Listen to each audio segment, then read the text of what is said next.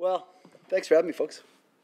So, I guess the first thing I would say was I'd like to acknowledge that we're on the traditional, the unceded and the occupied territory of the Coast Salish people, the Squamish, Tsleil-Waututh, and Musqueam, and I'd like to thank them for their generosity and hospitality for having us and hosting them on their territory. So, thank you. Secondly, I would thank Rachel and Charles and Andrew and anybody else who invited me here today. Thank you very much, and thank you for the spot. I didn't actually know where this was here, so I left wondering where the Vancouver Opera was, and I was like, holy cow, look at this. I didn't even know this space was here. So congratulations. And I would say, finally, thanks to all of you. It's a rainy Saturday, and you guys are gathered doing what probably will be some complicated and some complicating conversation together, and taking a lot of your probably somewhat scant spare time to spend time with your neighbors to talk about issues for all of us. So thanks to all of you for doing this. I appreciate that. When Rachel suggested that I come down and hang out with y'all, that she suggested that I speak for 10 minutes. So in that spirit, I will do my very best towards brevity. But is that correct? 10 minutes? Okay, cool. I'll keep it. Oh, please, yeah. Good Lord knows I'll need it. When she first asked me, I was a tiny bit reticent, and I was reticent for a couple of reasons. Not because I'm shy about yapping, unfortunately, but because I was thinking about who you've had to speak already to you, and asked for a little bit of information, I kind of did a little bit of investigation about who you've had come to speak to you and who else is coming to speak to you. And I thought, oh, I wonder what I can add to that. And then I started thinking about the people in the room, and I thought, well, what else? What can I actually contribute to that conversation, particularly?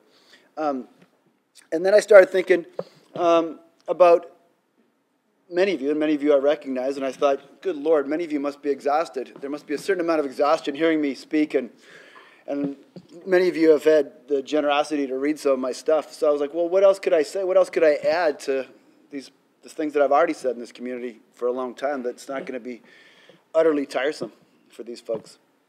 And then what struck me was just the sheer importance of this gathering. And I haven't had a lot of opportunity to interact with the entire process, but every time I think about it, I just think how tremendously important it is to the future of this neighborhood.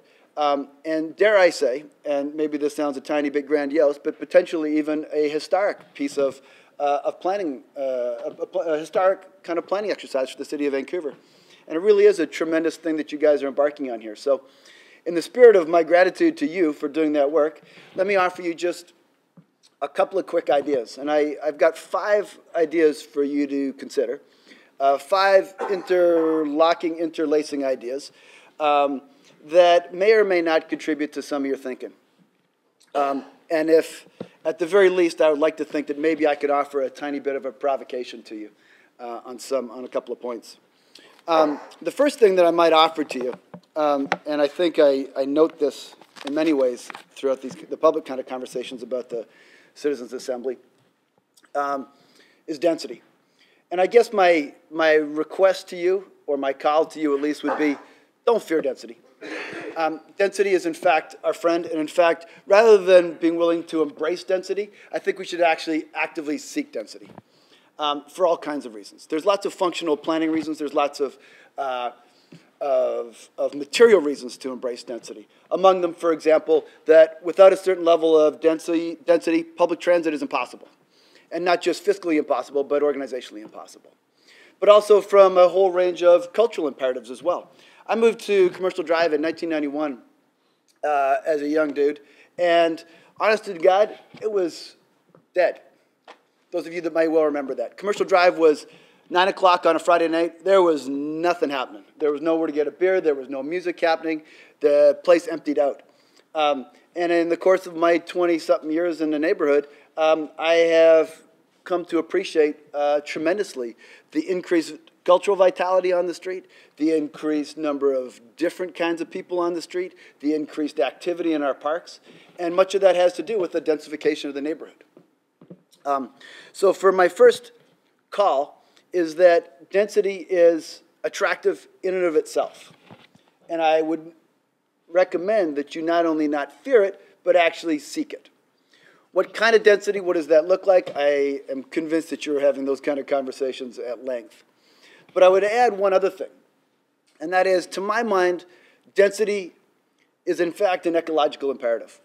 In a world with 7 billion cruising towards 9 billion people, there is an absolute imperative for us to learn how to share our resources, to learn how to share our energy bases, to learn how to share our land more equitably, more fairly, more complicatedly, more complexly, more thoughtfully. But that notion of density has to be linked to an ecological imperative to learning how to stop sprawling. And I mean that sprawling in all of its senses. That's my first call to you. My second suggestion is the idea of affordability. And I am not particularly moved by affordability arguments for the most part. I think they tend to mask a tremendous amount of complexity. And I would ask you that as soon as you begin to hear the word complexity, as soon as you begin to hear the word affordability, I would ask, what kind of affordability are we talking about? Affordability for who? Affordability under what conditions? What does that look like and what does that mean? Affordability tends to be one of those words that has a certain kind of malleability to it that tends to mask a certain amount of certain complexity. And I would hope that in those conversations around affordability that you were asking more complicated and more complex questions about what that might and could and should mean. Thirdly, and not unrelated to that point, I would be very cautious, maybe even extremely cautious, about language that invokes the word we. I think that the language of community is tremendously important and has a tremendously long political history in many ways, but it's also a tremendously dangerous word. One of the core capacities of late capitalism is malleability, the ability to take words and ideas, challenges and resistances, and flex them, to be able to massage them to new and far less complicated meanings. And when you start thinking about the idea of community, many of us think about nostalgic, pastoral ideas where everybody knows each other on the street, etc. But also turn your mind to something like, say, for example, a gated community and what that means. And as soon as we start using the language of we are talking about a whole range of others. If there is an us, there necessarily has to be a them. And that leads us into some inherently problematic territory that oftentimes becomes malleable for reasons and for purposes that are far different than what you might have thought and intended. That oftentimes, if we think about a community, we are talking about a bounded set of restrictions that identifies an us and identifies a them and draws up boundaries between them. But I would argue that the best of city life, the reason that many of us live in cities, the best of urban potentialities are around permeability, around difference, around encountering others. We come to the city because we want to run into people. We want to interact with people. We want to hang out with people who are not like us. And I would urge you to take not just the idea of community in all its complexity, but I would urge you to consider the idea of difference hand in hand with the idea of neighborhood. And when I talk about difference, I'm talking about the differences that are far beyond people whose skin is a little lighter or a little darker than us. I'm talking about people who don't believe like you do, who don't think, don't act, don't worship, and don't behave like you do. And I would ask you to consider the idea of difference hand in hand with the idea of neighborhood and community and begin to think about what you're talking about exactly. And I would encourage you as well to consider eschewing the language of we and of us, because necessarily that includes a them. And I would think that that may well be inimical to the best values that Commercial Drive has always exemplified.